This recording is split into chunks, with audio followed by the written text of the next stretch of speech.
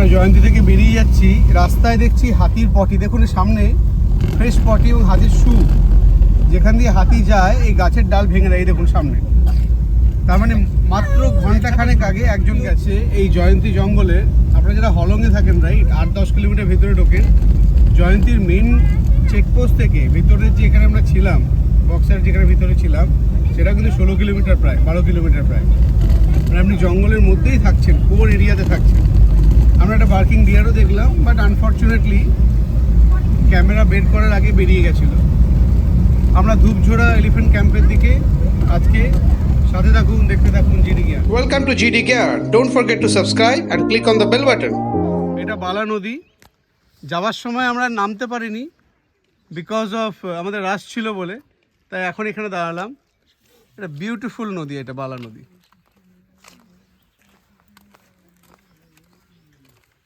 জঙ্গল সাফারির সময় আমরা এখানে রিভার বেডে এসেছিলাম। আমরা এখন এখানটা দাঁড়িয়েছি। এই রেস্টুরেন্টের নাম হচ্ছে রূপ স্বরূপ। This is পাপই। পাপই শরীর ভালো নেই, এটা Maggi. Red Bank tea garden আর হাইওয়ে, বানেরহাট যে রাস্তাটা হাইওয়ে যাচ্ছে চালসার দিকে, ওখানে। এটা বেশ পরিষ্কার পরিচ্ছন্ন। আমরা এখানে পনির পরোটা আর এটা অর্ডার করলাম। এখানে ফ্যামিলি কেবিনও আছে। যেখানে ব্রেকফাস্টের জন্য দাঁড়ালাম সেই জায়গাটার ভিউটা দেখুন। একদিকে চা বাগান আর তার মধ্যে রেস্টুরেন্টটা। এই ছোলা বাটুরা চলে এসছে। এই দুটো বাটুরা বেশ বড় সাইজের। একটা ছোলের তরকারি, আচার, পেঁয়াজ, লঙ্কা। 3 প্লেট দিয়েছিলাম।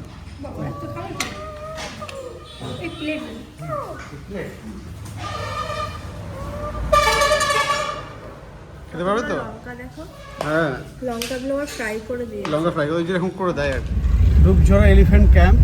মূর্তি নদীর রিভার ব্রিজটা ভাঙা ছিল বলে আমরা একটু ঘুরে অন্য দিক দিয়ে এলাম।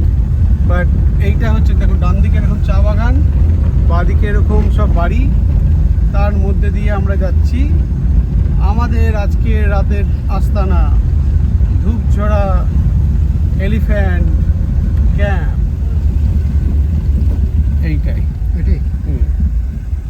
আমরা চলে এসেছি ধূপঝোড়ায়। 5 বছর পরে আবার এলাম। আর এই সেই গেট, আর পাপই দাঁড়িয়ে আছে ওখানে। চলো পাপই, আমাদের একটু গাইড করে নিয়ে চলো পাপই। হ্যালো,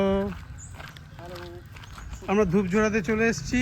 এবার আমরা একটু পরে মূর্তি নদীতেও যাব। তবে একটা ফ্রেন্ড দেখছি তোমার, সরে যাও, গাড়ি আছে, সরে যাও। এটাই তো প্লেগ্রাউন্ড, এখানে খেলবো আমরা। আমরা ধূপঝোড়ায় চলে এসেছি। ওই যে দূরের যে গাছবাড়িটা, ওটা এখন বন্ধ হয়ে গেছে মনে হচ্ছে, ওটা আর নেই। আর এই হচ্ছে চারিদিক। হ্যাঁ, খেলবো। আপনাদের ঘুরিয়ে দেখিয়ে দিই।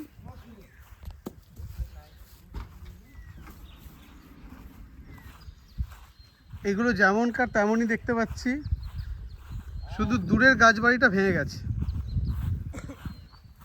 আর এই পুরো এরিয়া, এখানে আমরা রাতে বসবো, গল্প করব, মার্শমেলো বার্ন করব। তো মার্শমেলো বার্ন করতে ইচ্ছে করছে? ঠিক আছে, তাহলে তাই করব। এই রুমটা আমরা পেয়েছি। রুমটা এখনো ক্লিন হয়নি, বাট চাদর টাদর পেতে দিয়েছে, লাগেজ তুলে দিয়েছে। একটু রুম ট্যুর করিয়ে দিই। কাঠের সিঁড়ি। চলো বাবু, ছায়াতে রেস্টুরেন্টে গিয়ে বসবো। একটু দাঁড়া মা, চলে যাই।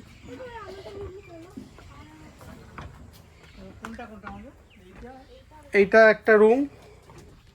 এই যে বিছানা আছে, একটা আলমারি, এদিকে জানলা, ডাস্টবিন, আর এইটা টয়লেট। টয়লেটে গিজার নেই, গিজার দেখতে পাচ্ছি না।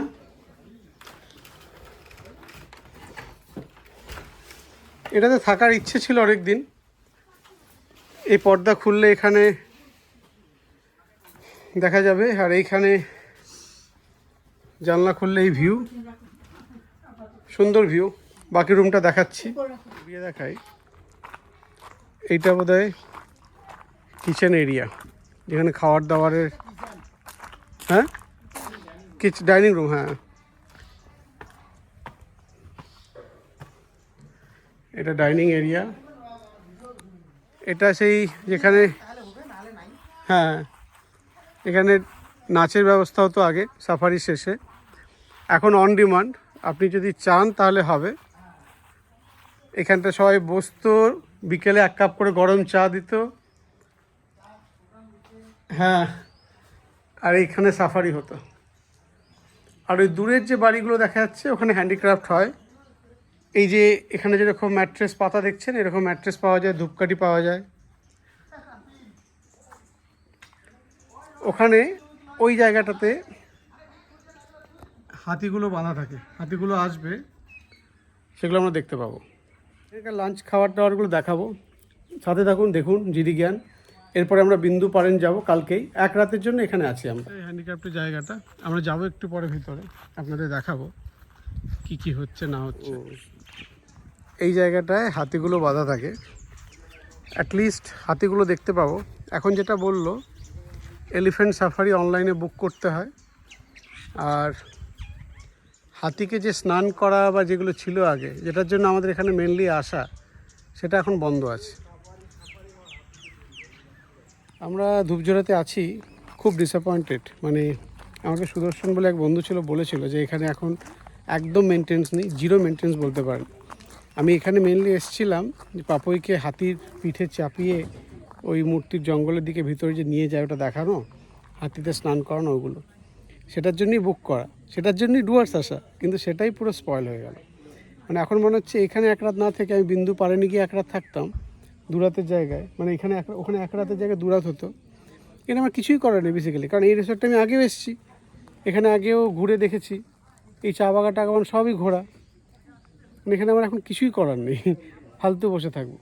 আর রুমেরও মেনটেন্স নেই, রুমে গিজার নেই, একটা ব্যাড স্মেলও হচ্ছে। একটা ব্যাড স্মেলও আছে। মানে রুমগুলো আগেও খুব ভালো ছিল না, কিন্তু জানি না আজকে কী করবো। মেন জিনিস যেটা হাতিকে স্নান করানো বা খাওয়া দেখানো, সেগুলো একটাও হয় না, কিছুই নেই। ইভেন নদীতেও তো যাওয়ার নদীতেও যাওয়া যাবে না, না ব্লক করা, প্রচুর প্রচুর।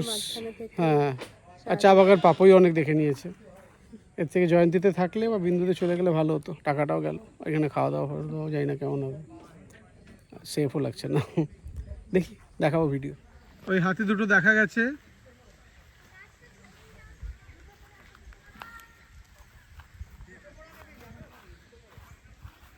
হাতিদের মূর্তি নদীতে নিয়ে যাচ্ছে চান করানোর জন্য, কিন্তু আমাদের দেখা যাবে না,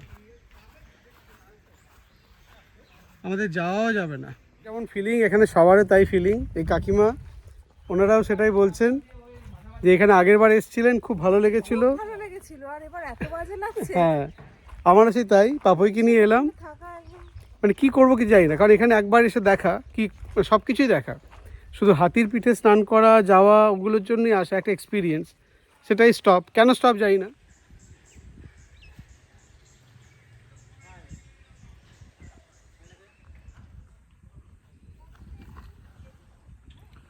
এখন 6টা কটেজ, আর যেটা গাছবাড়ি সেটা এখানে বন্ধ পড়ে আছে। আমি এখানে বসে আছি WBFDCর এই গাছবাড়ি বা ধূপঝোড়া গাছবাড়ি, যেটা বলে এলিফ্যান্ট ক্যাম্প। আসবেন না, ভুলেও আসবেন না, কিচ্ছু নেই এখানে, না মেনটেন্স আছে না সার্ভিস আছে। একটা গিজার, কমন গিজার, সেখানে আপনি যখন জল চাইবেন গরম জল, 8 ঘন্টা পরে আপনার কাছে হাফ বালতি জল আসবে, সেই জল আপনার হবেও না।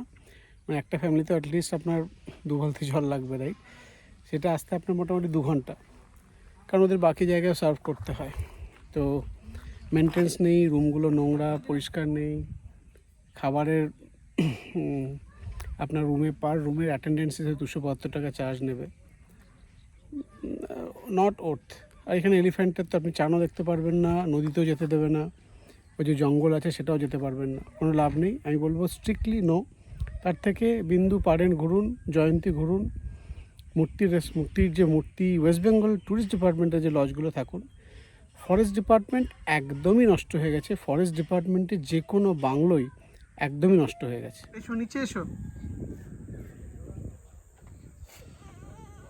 কি হয়েছে, কাঁদছো কেন?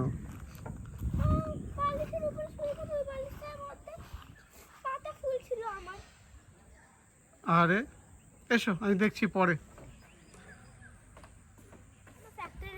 চলুন নিয়ে চলুন, কি আছে দেখি। এগুলো হাত দিয়ে factory. What is there inside? Hello. Do you want to see this? Yeah, you take this thing. It's a nice leaf. It's orange color and red. ভেতরে কি আছে জানো পাপই? ভেতরে ধূপকাঠি বানাচ্ছে, কার্পেট বানাচ্ছে। চলো চলো চলো ভিতরে চলো, এই ভিতরে, এই যে।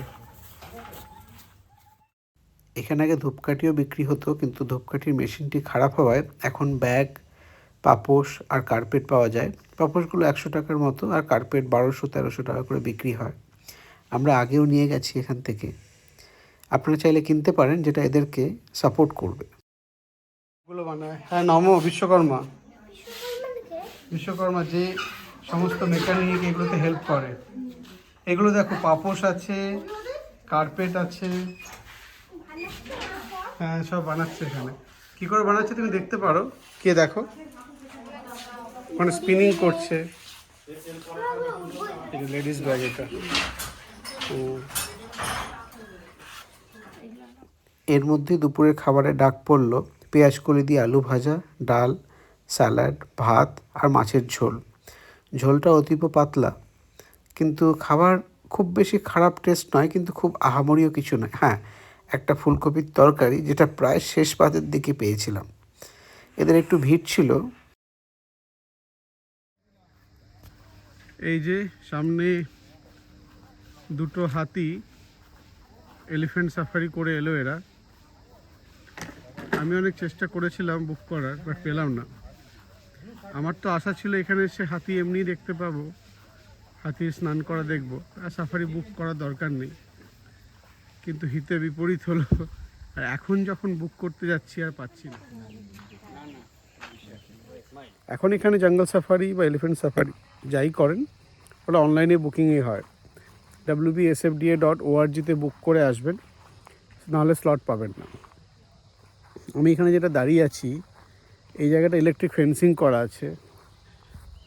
এই যে এগুলো সব ইলেকট্রিক ফেন্সিং করা আছে। এগুলো মানে আমি বেসিক্যালি বলতে পারেন জঙ্গলের ভেতরে আছি।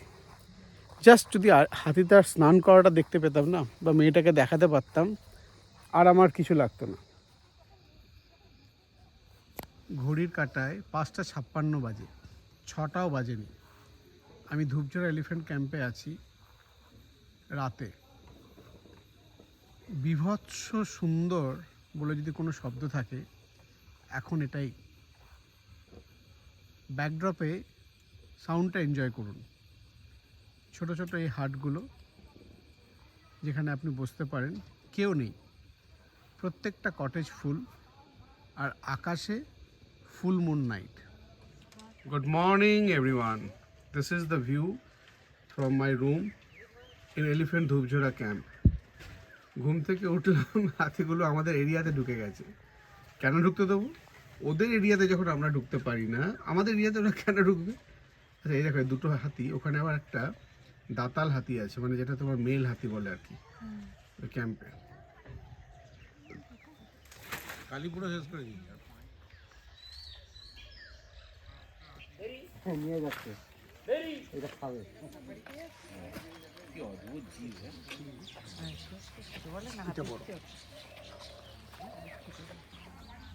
এটা আমাদের বিল।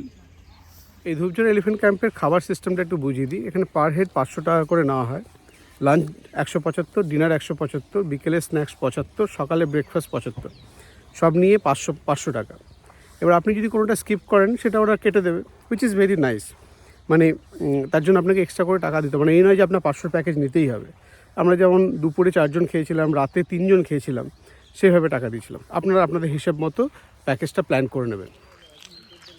আমরা ধূপঝড়া থেকে বেরিয়ে একটু মূর্তি নদীর দিকে যাওয়ার চেষ্টা করছি।